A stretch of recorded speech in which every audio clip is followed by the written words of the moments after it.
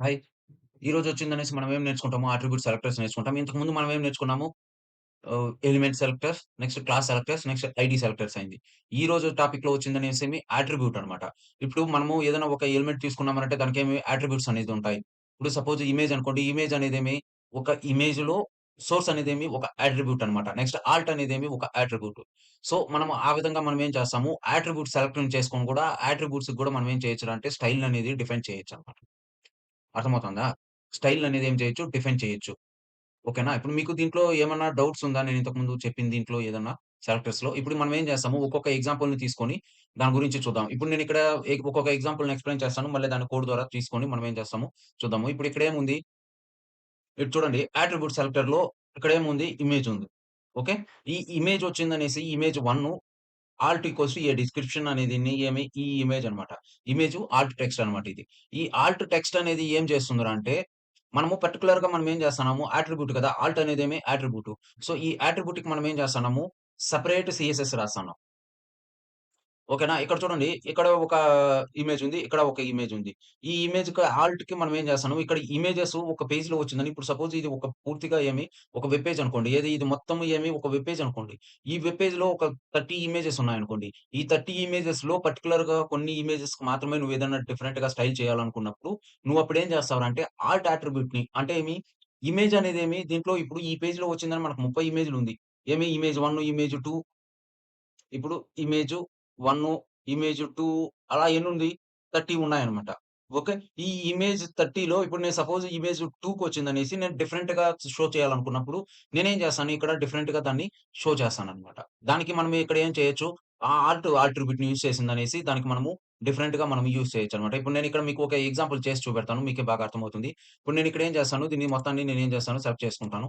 Okay. ఇప్పుడు నేను దీన్ని మొత్తాన్ని సెలెక్ట్ చేసుకున్నాను. ఇప్పుడు నేనిక్కడికొస్తాను. ఇప్పుడు నేనిక్కడికొచ్చిన తర్వాత నేనేం చేస్తాను? దీన్ని పేస్ట్ చేస్తాను. పేస్ట్ చేసిన తర్వాత ఇక్కడ చూడండి ఈ ఇమేజ్‌కి అంటే ఈ ఇమేజ్‌కి మాత్రమే ఇది ఇలా వస్తుందనమాట. ఎందుకంటే ఇమేజ్ ఆల్ట్ అంటే ఆల్ట్ అనేది ఎక్కడైతే ఉంటుందో దానికి తీసుకుంటుంది. సపోజ్ నేనిప్పుడు ఇక్కడ ఇంకొక ఇమేజ్ తీసుకుంటాను. మీకింకా బాగా అర్థమవుతుంది. ఆహ్, నేనిక్కడ ఏదైనా ఒక ఇమేజ్ తీసుకుంటే మీకింకా బాగా అర్థమవుతుంది. ఇక్కడ చూడండి. దీన్ని నేనేం చేస్తాను? కాపీ ఇమేజ్ అడ్రెస్ తీసుకున్నాను. ఇప్పుడు నేనిక్కడ ఏం చేస్తాను? ఇక్కడ పేస్ట్ చేస్తాను. ఓకే. ఇక్కడ నేను పేస్ట్ చేసిన తర్వాత నేను దీని గురించి ఆల్రెడీ చెప్పాను మీకు. ఈ విడ్త్, హైటు సరేనా? ఇప్పుడు నేను ఇక్కడ రాయను. మీకు అర్థం అవ్వడానికి నేనేం చేస్తాను, ఇప్పుడు నేను ఇమేజ్ ఆల్ట్ ఉండే చోట నేను ఇక్కడ ఏం చేస్తాను విడ్త్ రాస్తాను. ఓకే. 350 పిక్సెల్స్. ఇక్కడ చూడండి. నేను ఇక్కడ 350 రాసానంగానే ఇదేమవుతుంది ఆటోమేటిక్‌గా ఇది చూడండి ఇదేమొచ్చింది బార్డర్ వచ్చిందా? అంటే ఆ ఇమేజ్ డెకరేషన్ అన్నమాట ఇది. పర్టిక్యులర్‌గా ఇమేజ్ అనుకోండి దానికి డెకరేషన్. ఇప్పుడు అలా కాకుండా నేనేం చేస్తాను ఇంకొక ఇమేజ్ ఏదైనా ఉందేమో చూస్తాను. ఇప్పుడు ఇది కూడా ఒక ఇమేజే. సో, నేను ఈ ఇమేజ్ అడ్రెస్ తీసుకుంటున్నాను. ఇప్పుడు నేను ఇక్కడ ఏం చేస్తాను, ఇక్కడ నేను పేస్ట్ చేస్తాను. ఓకే. ఇప్పుడు నేను ఇక్కడ ఏం చేస్తున్నాను, ఇక్కడ నేను పేస్ట్ చేసినాను. సో, ఇప్పుడు ఇక్కడ నేనేం చేస్తాను, దీనికి విడ్త్ అనేసి సెట్ చేస్తున్నాను. ఓకే. విడ్త్ ఈక్వల్స్ టు 350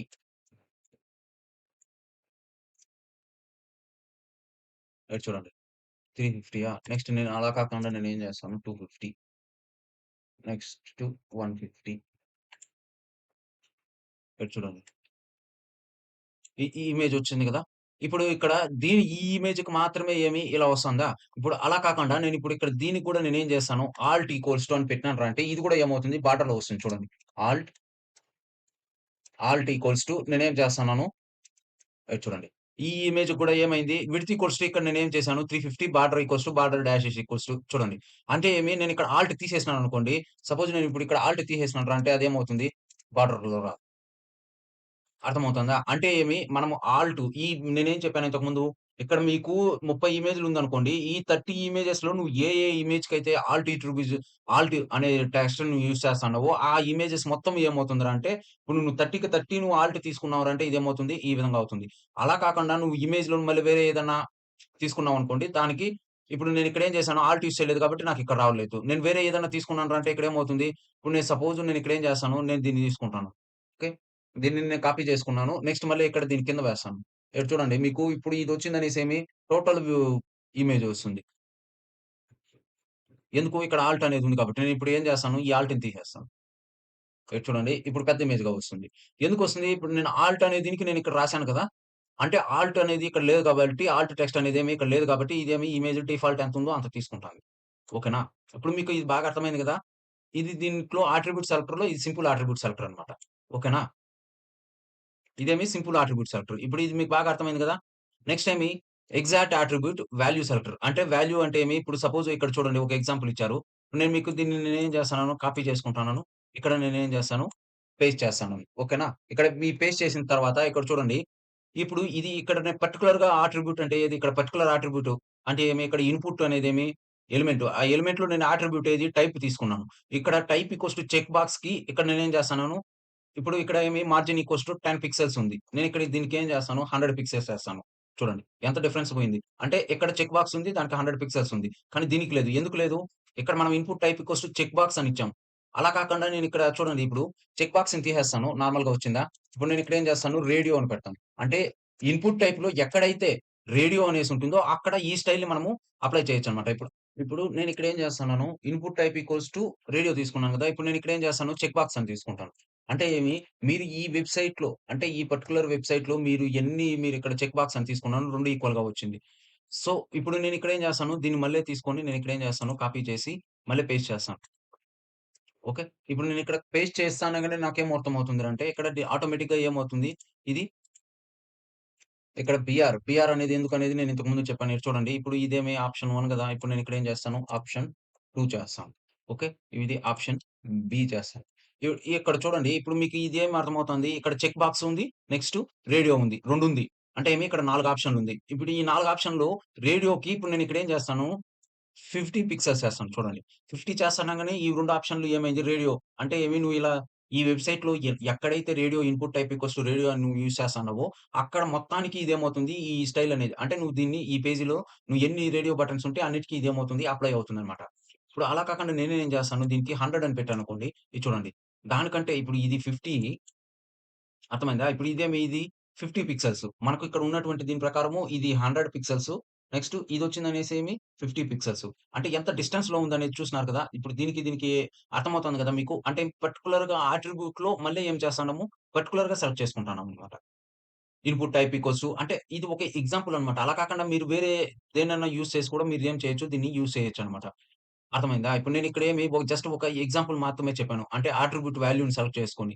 ఇక్కడ అట్రిబ్యూట్ అంటే ఏమి ఇప్పుడు టైప్ అనేది అట్రిబ్యూట్ దాని వాల్యూననమాట. అర్థమవుతుందా? ఇప్పుడు ఇది మీకు బాగా అర్థమైంది గదా! ఎలా చేయాలా? ఏమి అనేది. ఇప్పుడు ఇన్‌పుట్ టైప్ అంటే మనం ఇక్కడేమి పర్టిక్యులర్‌గా ఏం చేస్తున్నాము, ఆ అట్రిబ్యూట్‌లో ఉన్నటువంటి వాల్యూని తీసుకొని దానికి రాస్తున్నామనమాట. ఓకేనా? నెక్స్ట్ ఏమి కంటైన్స్ వర్డ్ అట్రిబ్యూట్ సెలెక్టర్. అంటే ఇప్పుడు ఇది attribute p equals to title అనేదేమి అట్రిబ్యూట్ అనమాట. ఈ టైటిల్‌లో ఏదైనా ఒక వర్డ్ తీసుకొని దానికి మనం ఏం చేస్తాము, ఒక సీఎస్ఎస్ అనేది ఏం చేస్తాము రాస్తామనమాట. ఇప్పుడు ఇక్కడ చూడండి.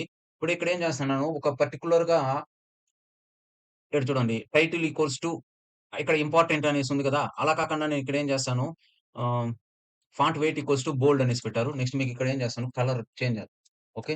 Colour equals colour colon red. ఇప్పుడు మీకు ఇది బాగా అర్థమవుతుంది. ఇప్పుడు నేను ఇక్కడ ఏం చేశాను ఇంపార్టెంట్ అని తీసుకున్నాను. ఓకేనా? ఈ ఇంపార్టెంట్‌ని తీసుకుంటాను ఇక్కడ నేనేం చేశాను ఇక్కడ ఇంపార్టెంట్ అని తీసుకున్నాను కాబట్టి, ఈ ఇంపార్టెంట్ అనే వర్డ్ ఎక్కడైతే ఉందో ఇప్పుడు దీంట్లో ఇక్కడ చూడండి. ఇక్కడ ఇంపార్టెంట్ ఉందా? ఇక్కడ ఇంపార్టెంట్ ఉంది. కాబట్టి మనకదేమవుతంది, ఇవి 2 ఏమవుతంది రెడ్‌లో వచ్చింది. అలా కాకుండా ఇప్పుడు సపోజ్ నేనిక్కడ ఏం చేస్తాను, ఇంపార్టెంట్ అని కాకుండా, ఇప్పుడు ఇన్ఫర్మేషన్ అని తీసుకున్నాననుకోండి. ఇప్పుడు నేనేం చేస్తాను, కీ అని తీసుకుంటాను. ఓకే. ఇప్పుడు నేనేం చేస్తాను ఇక్కడ కీ అని తీసుకుంటాను. చూడండి బ్లాక్ అయిపోయిందా? ఇప్పుడు నేనిక్కడ కీ అని పెడతానంగానే మధ్యలో లైన్ ఏమవుతుంది, బోల్డ్ నెక్స్ట్ రెడ్ కలర్ వస్తుంది. ఇది చూడండి.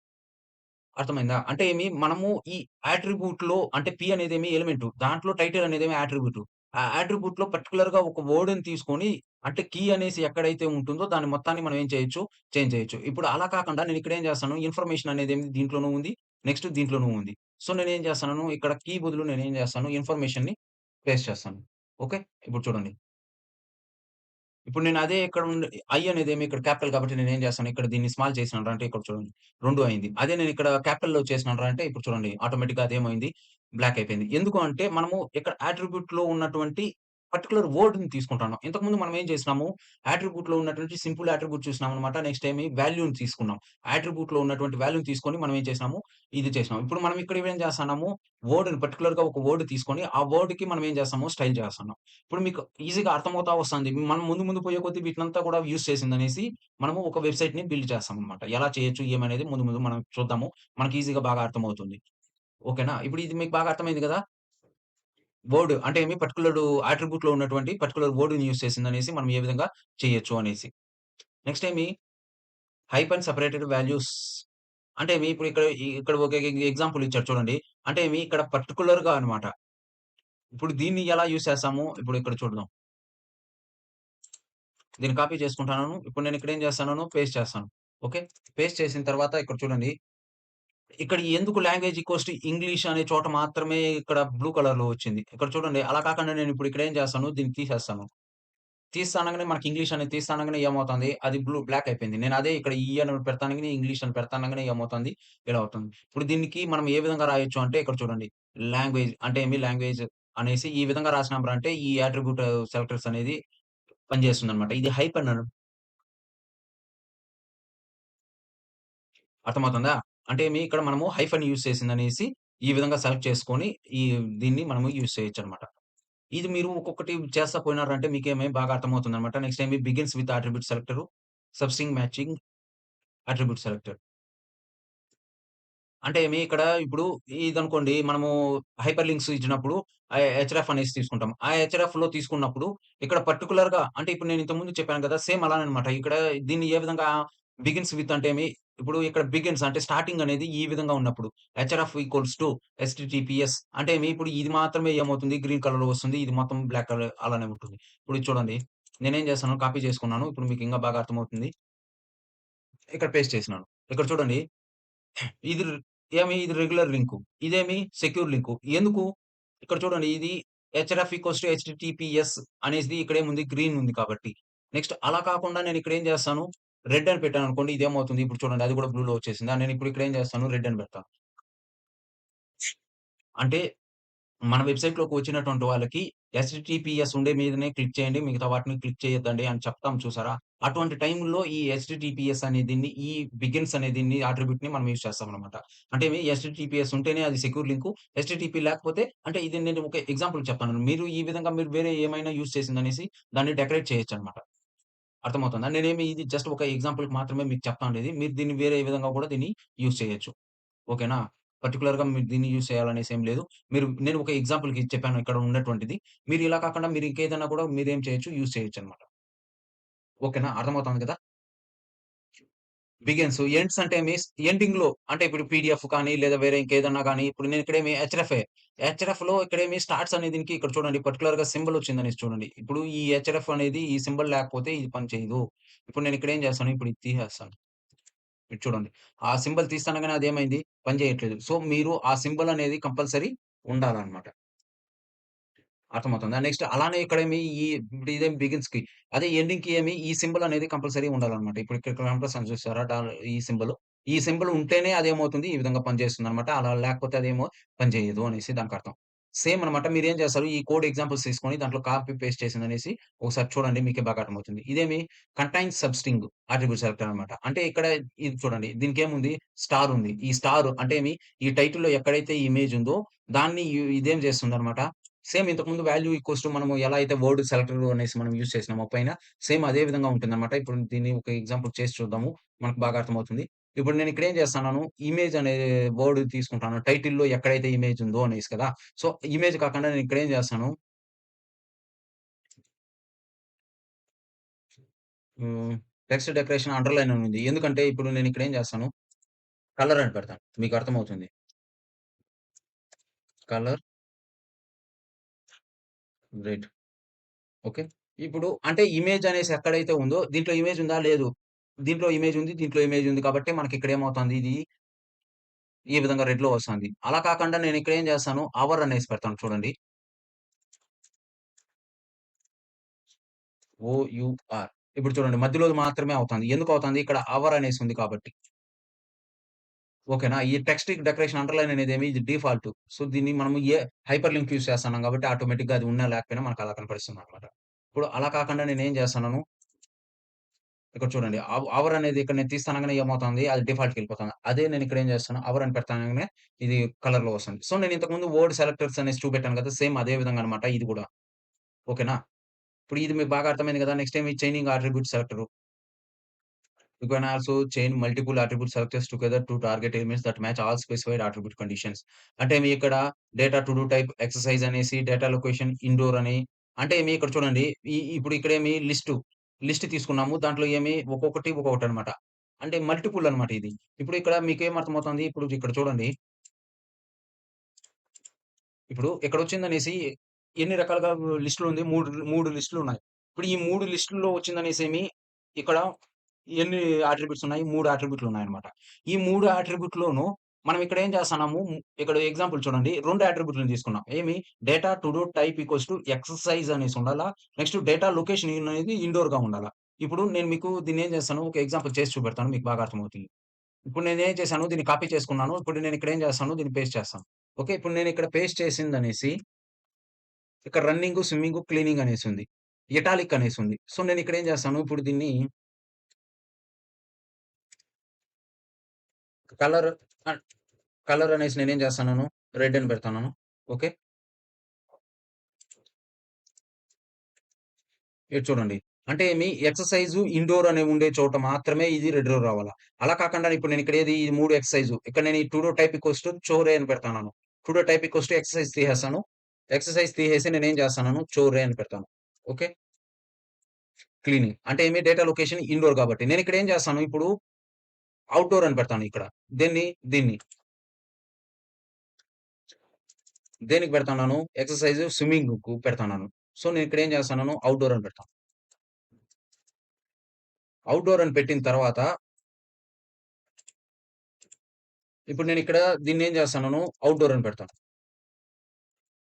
ఇక్కడ మనకు 3 ఎందుకు బ్లాక్‌లో వస్తందంటే, ఇప్పుడు మనం ఇక్కడ ఏం చేసాము, 2 అట్రిబ్యూట్ సెలెక్టర్స్‌ని తీసుకున్నాం. అంటే ఇక్కడ ఉన్నటువంటి ఈ 1, 2, 3 అట్రిబ్యూట్స్‌లో 2 అట్రిబ్యూట్స్ తీసుకున్నాము. ఈ రెండిట్లోనూ ఏది సెలెక్ట్ కండిషన్ అనేదేమి అప్లై కాలేదన్నమాట. ఇక్కడ ఈ రెండిట్లోనూ కండిషన్ అప్లై కాలా. ఎందుకు డేటా టు డూ టైప్ చోరే అనే ఉండే చోట మాత్రమే నెక్స్ట్ దాంతో పాటు ఇది కూడా ఉండాల ఔట్‌డోర్ అనేసి. సో, అలా లేదు. ఇప్పుడు నేనిక్కడ ఏం చేస్తాను, ఈ టైప్ ఈక్వల్స్ టు ఎక్సర్‌సైజ్ అని పెడతాను. ఎక్సర్‌సైజ్ పెట్టి, ఇక్కడ ఇది చూడండి ఎక్సర్‌సైజ్ అనేది 2 ఉంది. కానీ ఒకటి ఇండోర్, ఒకటి ఔట్‌డోర్. ఇప్పుడు నేను ఇక్కడ ఎక్సర్‌సైజ్ అని పెడతానగానే మనకు ఔట్‌డోర్‌లో ఉన్నటువంటి ఇది చూడండి. ఎందుకొచ్చింది? ఇది మాత్రమే ఇంతకుముందు మనకేమి అదే నేను ఇక్కడ ఇండోర్ అని పెట్టాను అంటే ఇవి 2 ఏమవుతుంది సెలెక్ట్ అవుతుందన్నమాట. అంటే దీన్ని బట్టి మీకేం అర్థమవుతుంది? మనం పర్టిక్యులర్‌గా మనం ఏం చేయొచ్చున అంటే దీన్ని ఈ స్టైల్స్ ఇప్పుడు ఇక్కడ లిస్ట్‌లో మళ్ళీ మనము మల్టిపుల్ అట్రిబ్యూట్స్‌ని యూజ్ చేసిందనేసి మనం ఏం చేయొచ్చు సీఎస్ఎస్ స్టైల్స్ అనేది మనం రాయొచ్చన్నమాట. ఇప్పుడు ఇది మీకు బాగా అర్థమైంది కదా! Next data attributes. Data attributes అనేది కూడా ఇప్పుడు ఇది చూడండి ఇక్కడ మీకు ఈ విధంగానే రాయాలన్నమాట. ఎల్ఐ అనేసి ఈ విధంగా రాసినామంటే ఆ సెలెక్ట్ సాగా. అలానే ఇప్పుడు ఇక్కడ డేటా అట్రిబ్యూట్స్ అనేది కూడా సేమ్ ఇదే అన్నమాట. ఇక్కడ చూడండి data task ID, data status complete, pending అంటే ఇక్కడ ఏదైతే డేటా స్టేటస్ కంప్లీట్ అనేసి ఉందో దాన్ని తీసుకుంటున్నాం. సేమ్ అన్నమాట. ఇవంతా మీరు ఒకసారి చేసి చూసినారంటే మీకేం అర్థమవుతుంది, బాగా అర్థమవుతుందన్నమాట. దీంట్లో వాల్యూస్ ఇవంతా చేంజ్ చేయండి. వీటిని మనము ఎగ్జాంపుల్స్‌లో చేసి చూసినామంటేనే మనకు బాగా ఈజీగా అర్థమవుతుందన్నమాట. ఓకేనా? మీకేదైనా డౌట్ ఉంటే దయచేసి కామెంట్ చేయండి. నేను ఎక్స్‌ప్లెయిన్ చేయడానికి ట్రై చేస్తాను. ఓకేనా? Thank you very much.